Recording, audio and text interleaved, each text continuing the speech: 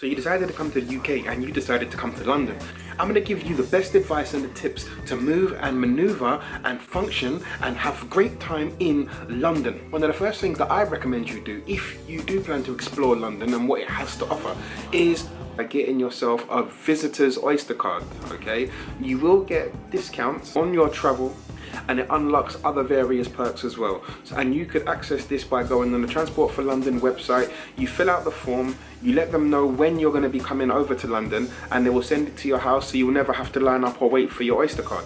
But if you don't choose to do that, you can simply navigate London by tapping in your Visa debit card, okay? So just when you're jumping on the buses, trains or London Underground, you can use your Visa debit card, tap, gates open, or you tap and the bus driver will give you access to the bus and you can go along your journey. So it eliminates the kerfuffle and the use of money, depending on what you're doing. So if you're jumping on a bus, you tap, the bus driver lets you on. If you're going on the London Underground, you tap and the gates open and you go along your way. And if it's on the train, you tap before you access, the same as the London Underground, you tap at the train station through the turnstiles and you go on your way. So either way, you tap and you go on your way. Simple, easy, smooth. Also, another means of transportation, if you wanted to kind of explore and get a bit more intimate with London City, there's a thing what we call the Boris bike. So you would go on the TfL London website, you sign up, and through there you can figure out how you can get access to use of this Boris bike. They're parked up in many different locations and you can ride around on this bike and explore London and see exactly what it has to offer in a bit more of an intimate way. And I know, if you've watched any of those movies and it's based in the city of London, you would see the black cabs. So black cabs, you can see them, you can access them, you will see them all over London. You simply just wave your hand, not like that. You just simply just, hey, cabby! You do it like that, hey, taxi! And then they will stop over, they'll pull over, you tell them where you're going, and you sit in the car, and they got a meter, depending on how long you stay, depending on the price. And the other alternative form of taxi would be Uber or one of those other app-based minicab services.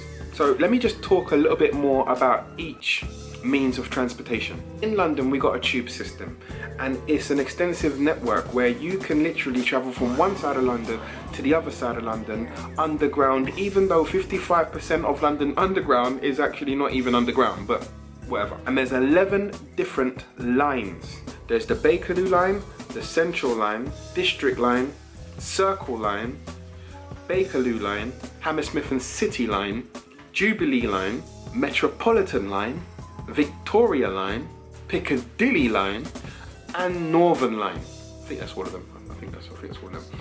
And all of them represent a different colour. So when you're trying to travel somewhere and they will say get onto the Northern line, straight away your eyes will say, okay, the Northern line is the black line, and then you will see all of the destinations along that line when you're looking at the London Underground map.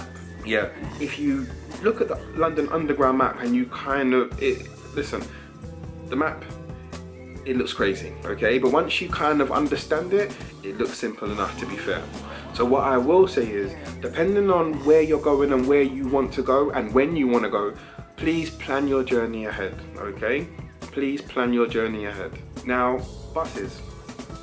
Buses, for you to catch a bus, you wait at the bus stop.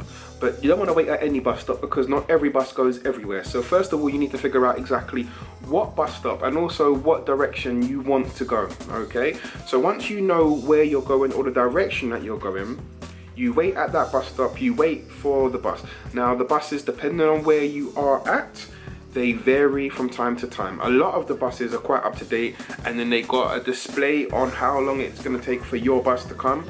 Some bus stops do not have that, okay? So you got to read the timetable. Now we're in London, guys. So not all the time will the timetable be correct. But you know, you get a general idea of how long the buses will take. A general idea. I said general, okay? So yeah.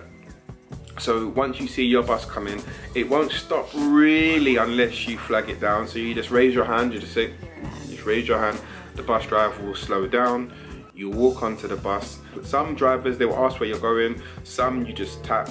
But also, if you're not too sure where you're going, but you know that this is the right bus, you can simply just tell the bus driver, look, I want to get off at so-and-so, or can you take me close to so and so? And they'll happily tell you when you're close to your stop, and so you can get off.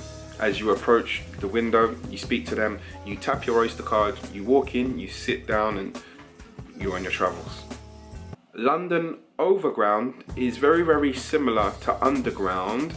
It's very similar the way that you access it, and a lot of the overgrounds are connected to the undergrounds, okay? So you'll be in the underground part and you'll have to go up or to a different part to the overground part. Some of them connect, some of them don't. The underground is the local network, the places that's within London.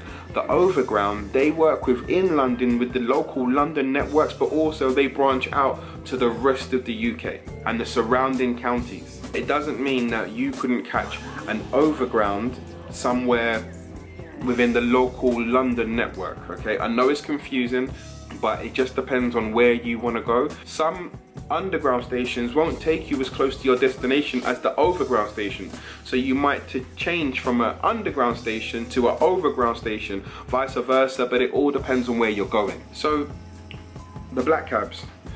The black cabs is very similar to most cabs in most countries, okay? Where you will see it, you'll see them, you'll see it.